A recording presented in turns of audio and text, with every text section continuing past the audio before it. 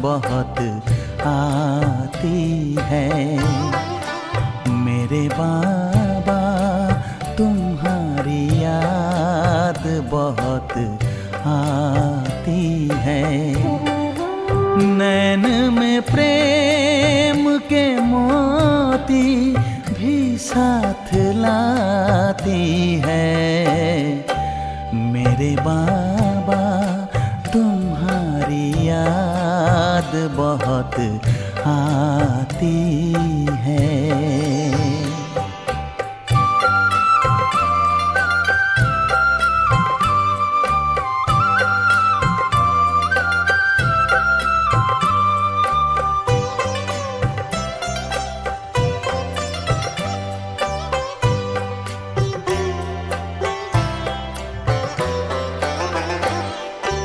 खुले जो नैन मिले सामने आए अपने, पलक जो बंद किए साथ में पाए अपने। दिल की धड़कन धीरे से बात कह के जाती है। दिल की धड़कन धीरे से बात कह के जाती है। मेरे बाबा तुम्हारी याद बहुत आती है।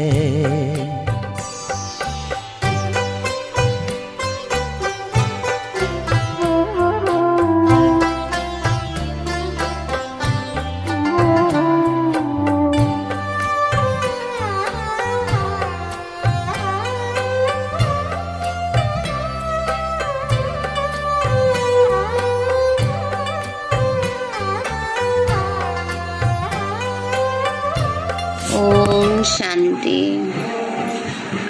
ओम शांति। आज प्यारे बाबा के 2 तारीख के महावाक्य हैं। आज है 2 अक्टूबर, गांधी जयंती, जो जिनको प्यार से सभी बापूजी कहते हैं। और बापूजी का भी बापूजी शिव बाबा हम बच्चों को रोज़ाना प्यार से पढ़ाते हैं। उन्होंने देश को आज़ाद करने में कितना सहयोग दिया, परिवर्तन लाने में अहिंसा का पाठ सबको पढ़ाया। और बाबा हम बच्चों को डबल अहिंसक बनाते हैं, न सिर्फ बाहर की परंतु अंतर मन को विकारों की जंजीरों से मुक्त करते हैं। तो उस बापूजी के साथ साथ हम प्यारे बाबा बेहद के बापूजी को भी सदा स्मृति में रखें और याद रखें कि जैसे वो फ्रीडम फाइटर कितना अहिंसा के बल से हर बात को सहन कर जाते थे, तो हम कौन हैं? हम तो सारे विश्व के मालिक बनने वाले हैं, ऊंचे ते ऊंचे बाप के बच्चे हैं। तो हमारे अंदर कितना पेशेंस, कितना टॉलरेंस होना चाहिए। तो इसलिए जब ऐसा हम अपने मन की स्थिति को बनाएंगे, तभी हमारे लिए राम राज्य सच में आ सकेगा।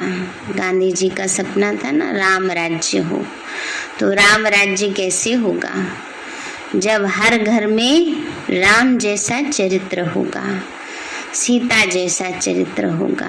इसलिए कहते हैं राम राजा राम प्रजा राम साहूकार है, बसे नगरी जिए दाता धर्म का उपकार है। धर्म का उपकार माना धारणाएं जीवन में वैसी आ जाएं। तो जब हम अपने जीवन को वैसा बनाते हैं प्यारे शिव बाबा बेहद के बापूजी की याद से, तभी सृष्टि पर फिर से राम राज्य आएगा। न केवल भारत परंतु संपूर्ण विश्व विकारों के जंजाल से मुक्त हो जाएगा। अभी हम प्यारे बाबा के महावाक्य सुनते हैं। आज बाबा बोले, मीठे बच्चे, अब इस मृत्यु लोक का अंत है, अमर लोक की स्थापना हो रही है। इसलिए तुम्हें मृत्यु लोक वालों को याद नहीं करना है। मीठे बच्चे, अब इस मृत्यु लोक का अंत है, अमर लोक की स्थापना हो रही है, इसलिए तुम्हें मृत्यु लोक वालों को याद नहीं करना है। प्रश्न है, बाप अपने गरीब बच्चों को कौन सी स्मृति दिलाते हैं? बाबा हम बच्चों को क्या स्मृति दिलाते हैं? बाबा बोले, बच्चे बैठ जाओ। जब तुम वाइसलेस माना पवित्र थे तो बहुत सुखी थे, तुम्हारे जैसा साहूकार दूसरा कोई नहीं था ना।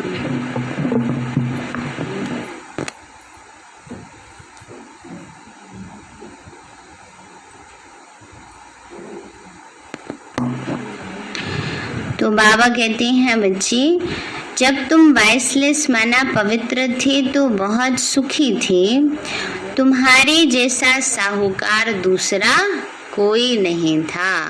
बाबा कहते हैं अभी भले बच्चे बाबा के कैसे हैं, गरीब हैं, साधारण हैं, और जो अमीर हैं ना वो क्या बन जाएंगे सतयुग में, वो गरीब बन जाएंगे, और जो बाबा के गरीब बच्चे हैं, साधारण बच्चे हैं, वो क्या बनेंगे, वो अमीर बनेंगे, साहूकार बन जाएंगे, है ना। इसलिए बाबा कहते हैं मैं गरीब बच्चों को ज्यादा प्यार करता हूँ। अमीर ब्रह्मा बाबा से अमीर मुझे लगता है कोई नहीं आता अभी तक। जब बाबा ब्रह्मा बाबा को अमीर कह देता, गरीब कहता है, तो वो कहने का भाव है कि मिडिल क्लास से अपर क्लास जो होती है वो गरीब में ही आएगी, और सबसे बड़ी गरीबी है संस्कारों की गरीबी ना। तो इसलिए अमीर का भाव जो ऐसे बहुत ज्यादा राजा महाराजा टाइप उसमें रहते हैं, उनके अंदर भी अभी अच्छे संस्कारों की गरीबी आ गई है। और आपका कहने का भाव है जो मिडिल क्लास से अपर क्लास है, अच्छे से रखा हुआ है, सब तरीके से धन धान्य से संपन्न है, वो बाबा के बच्चे बनते हैं तो वो यहाँ भी साहूकार और वहाँ भी साहूकार बनते हैं। लेकिन फिर हर एक के अपनी मन की स्थिति पर है।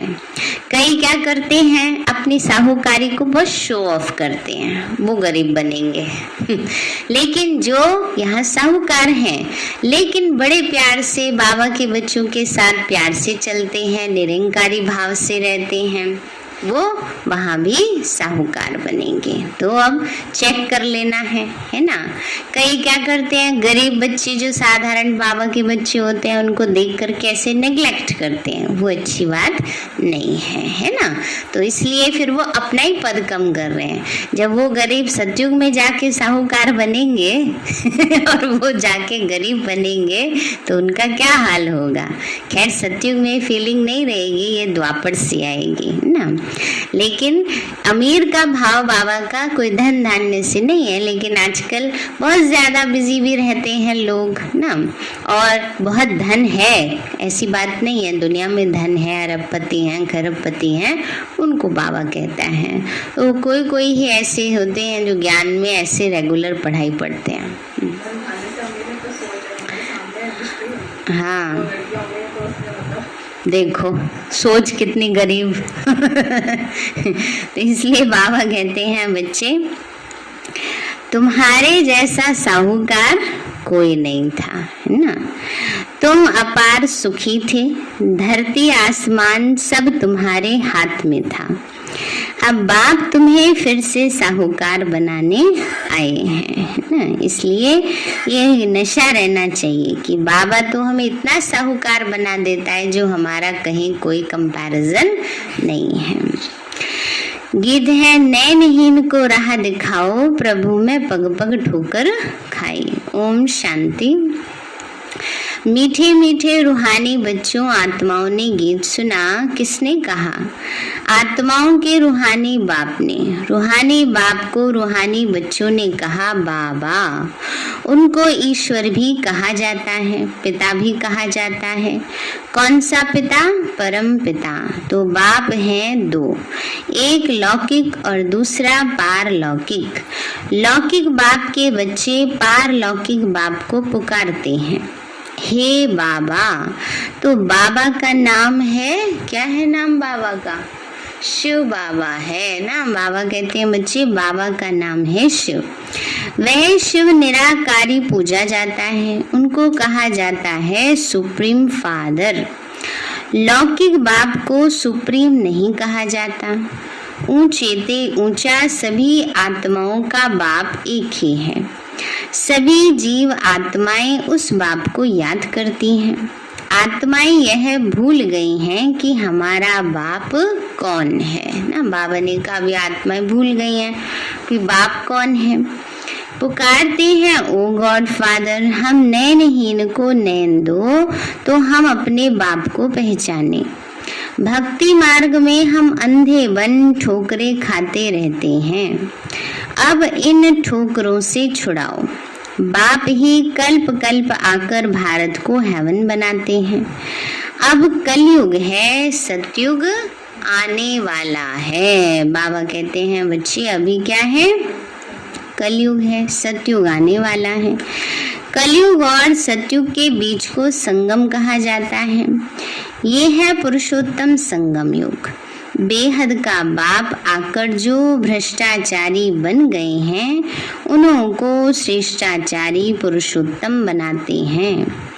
लक्ष्मी नारायण पुरुषोत्तम थे। लक्ष्मी नारायण के डायनेस्टी का राज्य था।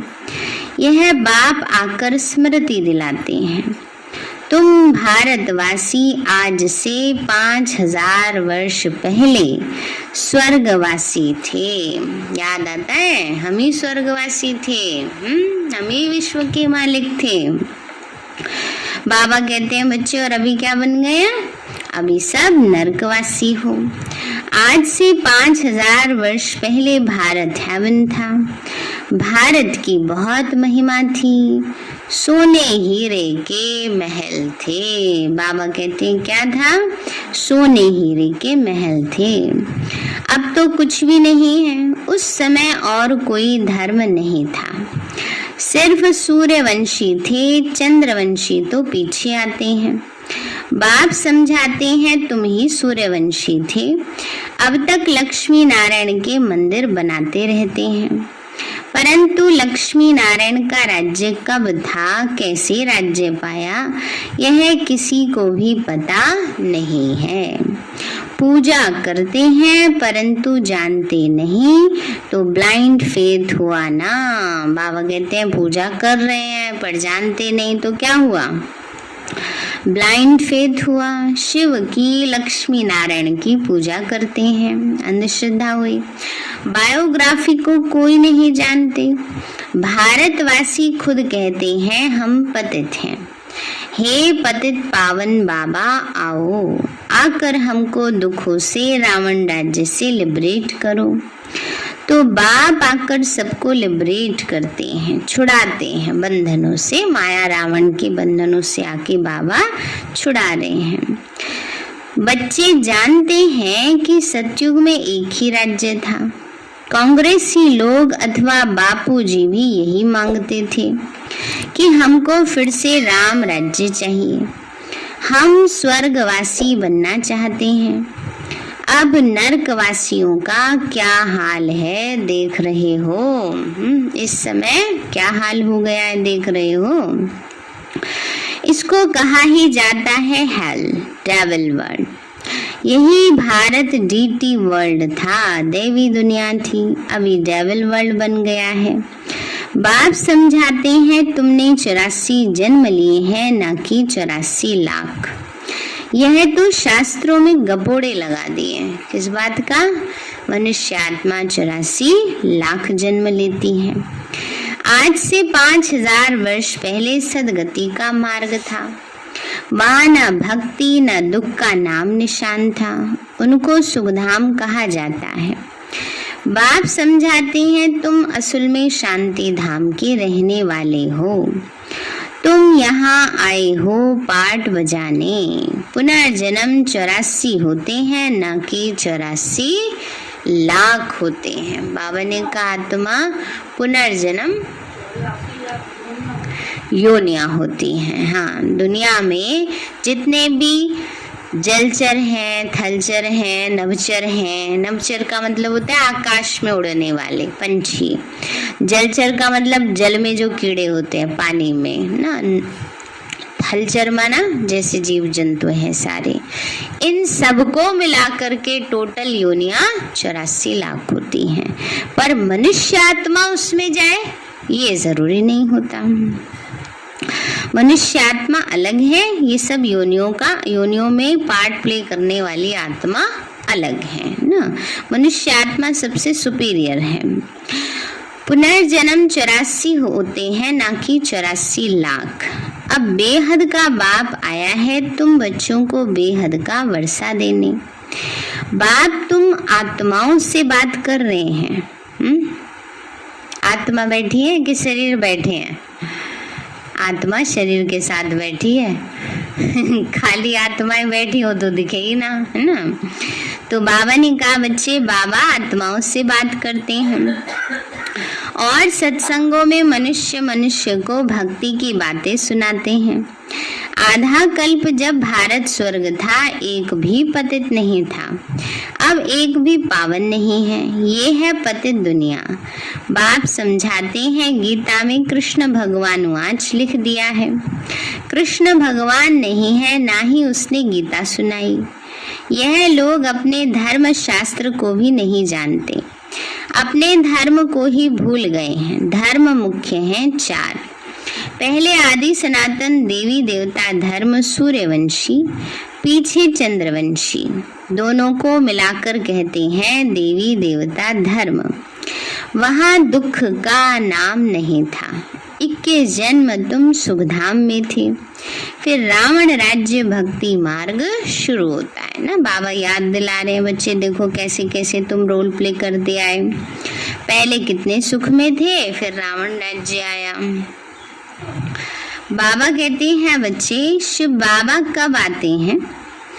जब रात होती है, भारतवासी घोर अंधियारे में आ जाते हैं, तब बाबा आते हैं। गुड़ियों की पूजा करते रहते हैं ना। भक्ति मार्ग में क्या करते हैं? बिना सोचे समझे जो जिसने बताया वो कर रहे हैं। तो जैसे क्या हुआ वो गुड़ियों की पूजा। एक की भी बायोग्राफी को नहीं जानते। भक्ति मार्ग में अनेक धक्के खाते हैं। तीर्थों पर जाओ फेरा लगाओ, कोई प्राप्ति नहीं है। बाबा कहते हैं मैं आकर तुमको ब्रह्मा द्वारा यथार्थ ज्ञान सुनाता हूँ। पुकारते हैं कि हमको सुख धाम और शांति धाम की राह बताओ। अभी बाबा हम बच्चों को यथार्थ ज्ञान सुना रहे हैं, ना बिल्कुल एक्यूरेट सही जो है। बाबा ने कहा बच्चे इसीलिए पुकार रहे हैं भगवान को। बाबा कहते आज से 5000 वर्ष पहले हमने तुम्हें बहुत साहूकार बनाया था। इतना धन दिया फिर कहाँ गवाया? हाँ? कितना धन होगा सोचो। हमारे जितना कोई धनवान नहीं। सोने के महलों में कोई नहीं रहता है ना, है? कौन ले गया? बाबा कहते हैं बच्चे लेकिन सबसे पहले तो आत्मा ने गवाया ना अपने आप से, है ना। जब विकारों के वश हो गई आत्मा तो सबसे पहले 5 विकार ले गए, है ना। उसके बाद फिर बाहर जो विकारों के वश हुए वो देश वाले लोग आकर के ले गए, है ना। तो इसलिए बाबा पूछ रहे हैं अब सबको जवाब देना अपने अपने तरीके से बाबा को। इतना धन दिया फिर कहाँ गवाया? तुम कितने साहूकार थे। भारत कौन कहलावे, भारत ही सबसे ऊंचे ते ऊंचा खंड था। वास्तव में सबका यह तीर्थ है, क्योंकि पतित पावन बाप का बर्थ प्लेस है। जो भी धर्म वाले हैं सभी की बाप आकर सदगति करते हैं। अब रावण का राज्य सारी सृष्टि में है, सिर्फ लंका में नहीं। जब सूर्यवंशी राज्य था तब यह विकार नहीं थे। भारत तो वाइसलेस था, अभी विशेष है। सब नरकवासी हैं। सतयुग में जो देवी संप्रदाय थे वे फिर 84 जन्म भोग आसुरी संप्रदाय बने हैं। फिर दैवी संप्रदाय बनने हैं। भारत बहुत साहूकार था, अब गरीब बना है, इसीलिए भीख मांग रहे हैं। बाप तो तुम गरीब बच्चों को स्मृति दिलाते हैं, तुम कितने सुखी थे ना। गरीब से बात याद आई ना कि बाबा के साहूकार बच्चे, जो मनमोहिनी दीदी थी ना, वो इतनी रिच फैमिली की थी, बहुत ही ज्यादा है ना। उनको भी बाबा क्या कह रहे हैं, गरीब बच्चे, है ना।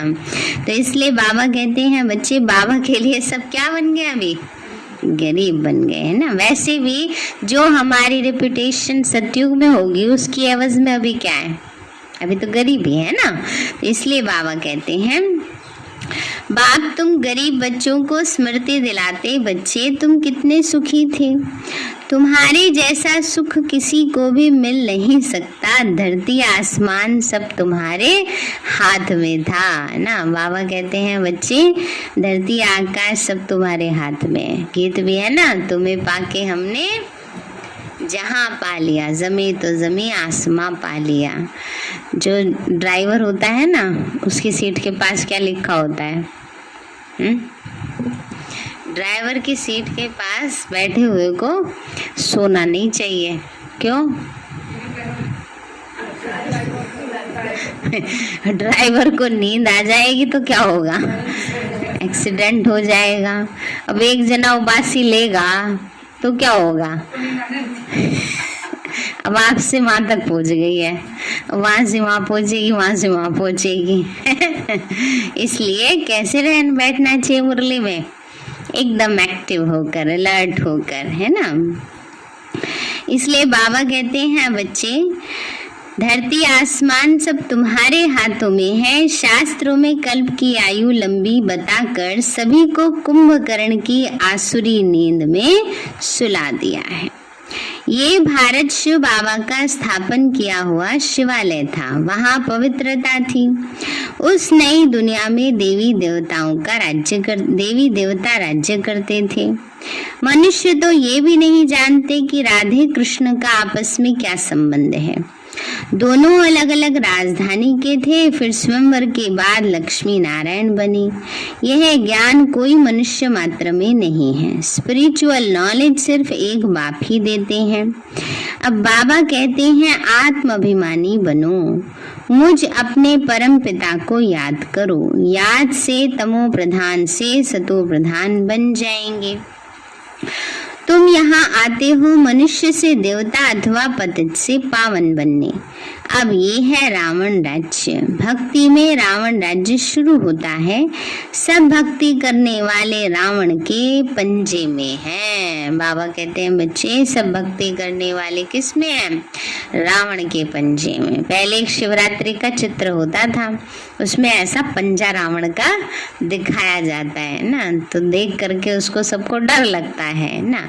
ये नहीं पता उससे भी भयानक अंदर ही बैठा हुआ है?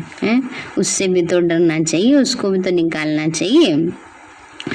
सारी दुनिया 5 विकारों रूपी रावण की कैद में है, शोक वाटिका में है। बाप आकर सबको लिबरेट कर गाइड बन साथ ले जाते हैं। उसके लिए यह महाभारत लड़ाई है जो 5000 वर्ष पहले लगी थी। अब बाप फिर से स्वर्ग बना रहे हैं। ऐसे नहीं जिनको धन बहुत है वो स्वर्ग में है, नहीं, अभी है ही नरक। पतित पावन बाप को कहा जाता है, न कि नदी को। यह सब है भक्ति मार्ग। यह बातें बाबा ही आकर समझाते हैं।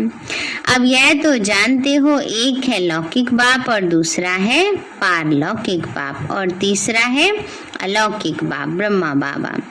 अब पारलौकिक बाप शिव बाबा ब्रह्मा द्वारा ब्राह्मण धर्म स्थापन करते हैं। ब्राह्मणों को देवता बनाने के लिए राजयोग सिखलाते हैं। आत्मा ही पुनर्जन्म लेती है। आत्मा ही कहती है मैं एक शरीर छोड़ दूसरा लेती हूँ।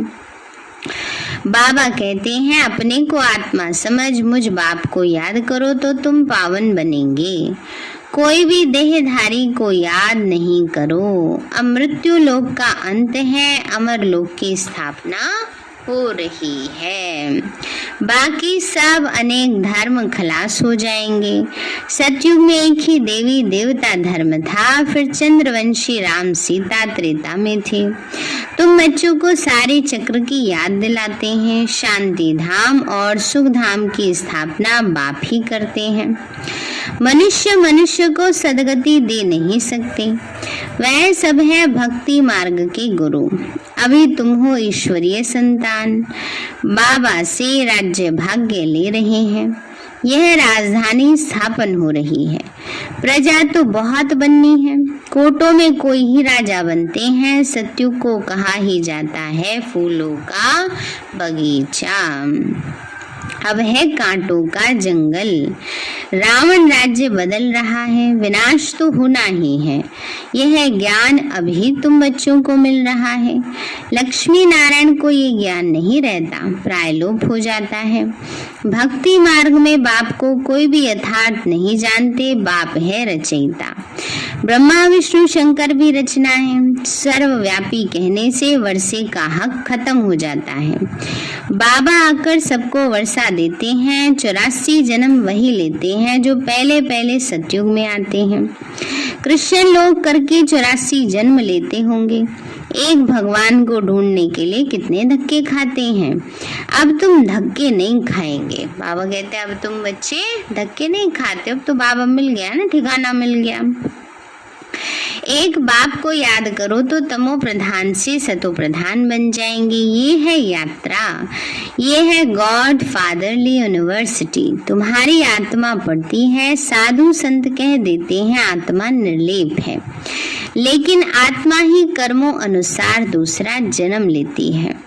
आत्मा ही अच्छा व बुरा कर्म करती है ना। सब हर एक मनुष्य आत्मा के साथ क्या बंधा है, उसके कर्म बंधे हैं जो हमेशा उसके साथ रहते हैं। इसलिए कर्मों पर बहुत अटेंशन देना है।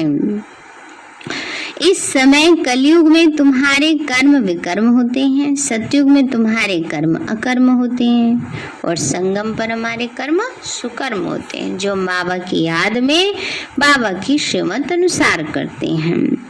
वहाँ विकर्म होता नहीं, वो है पुण्य आत्माओं की दुनिया। अच्छा मीठे मीठे सिक्के लदे बच्चों प्रति माता पिता बाप दादा का याद प्यार। गुड मॉर्निंग रूहानी बाप की, रूहानी बच्चों को नमस्ते। रूहानी हम बच्चों की, रूहानी माता पिता बाप दादा को नमस्ते नमस्ते नमस्ते बाबा नमस्ते। धारणा के लिए मुख्य सार है, एक बाप से बेहद का वर्षा लेना है, श्रेष्ठ कर्म करने हैं। जब बाप मिला है तो किसी भी प्रकार के धक्के नहीं खाने हैं, श्रेष्ठ कर्म करने हैं। और जब भगवान बाप मिला है तो अब धक्के खाना छोड़ो, एक ठिकाना बाबा बुस बुद्धि में बस बाबा रहे ना, बाकी और सब बातें अब ज्यादा मन और बुद्धि को कहीं भी भटकाना नहीं है। दूसरा है, बाप ने जो स्मृति दिलाई है उसे स्मृति में रख अपार खुशी में रहना है। कोई भी देहधारी को याद नहीं करना है। क्या स्मृति दिलाई है बाबा ने? कि हम ही देवी देवता थे, हम ही विश्व के मालिक थे, नहीं, इसको याद रखना है। वरदान दिया बाबा ने, निमित्तपन की स्मृति द्वारा अपने हर संकल्प पर अटेंशन रखने वाले निवारण स्वरूप भव। निमित्तपन की स्मृति द्वारा अपने हर संकल्प पर अटेंशन रखने वाले निवारण स्वरूप भव। बाबा बोले, निमित्त बनी हुई आत्माओं पर सभी की नजर होती है, इसीलिए निमित्त बनने वालों को विशेष अपने हर संकल्प पर अटेंशन रखना पड़े। अगर निमित्त बने हुए बच्चे भी कोई कारण सुनाते हैं तो उनको फॉलो करने वाले भी अनेक कारण सुना देते हैं। अगर निमित्त बनने वालों में कोई कमी है तो वो छिप नहीं सकती, इसलिए विशेष अपने संकल्प वाणी और कर्म पर अटेंशन दे, निवारण स्वरूप बनो, है ना। बाबा ने कहा हर बात का सॉल्यूशन बाबा ने दिया हुआ है, निवारण दिया हुआ है, बस उसको याद रखना है और समय पर यूज करना है। स्लोगन है, ज्ञानी तो आत्मा वह है जिसमें अपने गुण व विशेषताओं का भी अभिमान ना हो। ज्ञानी तो आत्मा वह है, ज्ञानी तो आत्मा माना समझदार, समझदार वह है जिसमें अपने गुण व विशेषताओं का भी अभिमान ना हो। इसके बाद है मातेश्वरी जी के अनमोल महावाक्य। मनुष्य की एम ऑब्जेक्ट क्या है, उसे प्राप्त करने का यथार्थ तरीका। मम्मा ने कहा, हर एक मनुष्य को यह सोचना जरूर है अपनी अच्छी जीवन बनाने के लिए क्या उचित है, मनुष्य की लाइफ किस लिए है, उसमें अब उसको क्या करना है। अब अपने दिल से पूछें कि वो मेरी जीवन में परिवर्तन हो रहा है। मनुष्य जीवन में पहले तो नॉलेज चाहिए ना, बाबा कहते हैं मनुष्य जीवन में ज्ञान चाहिए, समझ चाहिए। फिर इस जीवन की एम ऑब्जेक्ट क्या है, यह तो जरूर मानेंगे कि इस जीवन को सर्वदा सुख और शांति चाहिए। क्या अभी वो मिल रही है, दुनिया में मिल रही है? दुनिया में तो नहीं मिलती है। इस घोर कलयुग में तो दुख अशांति के सिवाय और कुछ है ही नहीं। अब सोचना है सुख शांति मिलेगी कैसे। सुख और शांति ये दो शब्द जो निकले हैं वो जरूर इसी दुनिया में कभी हुए होंगे, तभी तो इन चीजों की मांगनी करते हैं। अगर कोई मनुष्य ऐसा कहे कि हमने ऐसी दुनिया देखी ही नहीं, कि उस दुनिया को तुम कैसे मानते हो, इस पर समझाया जाता है ये दिन है और रात, जो दो शब्द हैं तो जरूर रात और दिन चलता होगा। ऐसे कोई कह नहीं सकते कि हमने देखी है रात, तो फिर दिन को मानूं कैसे। लेकिन जब दो नाम है तो उनका पाठ भी होगा। वैसे ही हमने सुना है कि इस कलयुग में उससे ऊंची कोई स्टेज भी थी, इसको सतयुग कहा जाता था, है ना। लौकिक रीति से भी देखो, जो पहले के लोग बताते हैं हमारे टाइम में ऐसा होता था, हमारे टाइम में ऐसा होता था ना। अब वो जमाना आज वालों ने तो नहीं देखा, पर उन्होंने तो देखा है ना, ऐसा था पहले, तभी तो उसका यादगार बना ना। तो ऐसे ही सतयुग भी था, तभी यादगार है। तो यह सृष्टि अपनी स्टेज बदलती रहती है, जैसे किशोर बाल युवा वृद्ध बदलते रहते, वैसे सृष्टि भी बदलती रहती है। आज की जीवन को और उस जीवन में कितना फर्क है, तो श्रेष्ठ जीवन को बनाने का प्रयत्न करना है। दूसरा है निराकारी दुनिया, आकारी दुनिया और साकारी दुनिया का विस्तार। तो इस पूरे ब्रह्मांड के अंदर तीन दुनियाएं हैं, एक है निराकारी दुनिया, दूसरी है आकारी, तीसरी है साकारी। अब यह तो जान लिया ना कि निराकारी सृष्टि में तो आत्माएं निवास करती हैं और साकारी सृष्टि में साकार मनुष्य संप्रदाय निवास करती है। बाकी है आकारी सूक्ष्म सृष्टि। अब विचार चलता है, क्या ये आकारी सृष्टि सदा ही है या कुछ समय उसका पाठ चलता है। दुनियावी मनुष्य तो समझते हैं सूक्ष्म दुनिया कोई ऊपर है, वहां फरिश्ते रहते हैं, उसको ही स्वर्ग कहते हैं। लोग तो ये सोचते ना ऊपर में स्वर्ग है, अब वहां जाकर सुख भोगेंगे। लेकिन अब यह तो स्पष्ट है कि स्वर्ग और नरक सृष्टि पर ही होता है। बाकी यह जो सूक्ष्म आकारी सृष्टि है, जहाँ शुद्ध आत्माओं को साक्षात्कार होता है, तो वो तो द्वापर से लेकर शुरू हुए हैं। जब भक्ति मार्ग शुरू होता है तो इससे सिद्ध है कि निराकारी सृष्टि और साकारी सृष्टि सदा है ही। बाकी सूक्ष्म दुनिया सदा तो नहीं कहेंगे, उसमें भी खास ब्रह्मा विष्णु शंकर का साक्षात्कार इसी समय हमको होता है, क्योंकि इसी समय परमात्मा तीन कर्तव्य करने के लिए तीन रूप रचते हैं, ब्रह्मा विष्णु शंकर। अच्छा, ओम शांति। सारे हैं मीठे बच्चे। अब इस मृत्यु लोक का अंत है, अमर लोक की स्थापना हो रही है, इसलिए तुम्हें मृत्यु लोक वालों को याद नहीं करना है। प्रश्न है, बाप अपने गरीब बच्चों को कौन सी स्मृति दिलाते हैं? बाबा बोले, बच्चे जब तुम वाइसलेस माना पवित्र थे तो बहुत सुखी थे, तुम्हारे जैसा साहूकार दूसरा कोई नहीं था, तुम अपार सुखी थे, धरती आसमान सब तुम्हारे हाथ में था। अब बाप तुम्हें फिर से साहूकार बनाने आए हैं। गीत है, नैनहीन को राह दिखाओ, प्रभु मैं पग पग ठोकर खाई। अच्छा मीठे बाबा, आपने हमें सब कुछ दिया, आपका पदम गुणाबार शुक्रिया। प्यारे बाबा, आप हमें ज्ञान, गुण, शक्तियों, वरदानों और सद्बुद्धि से भरपूर करते हो। आपका बार बार शुक्रिया। मीठे बाबा, आपने मुझ आत्मा को, इस सेवा स्थान को, विश्व की सर्वात्माओं को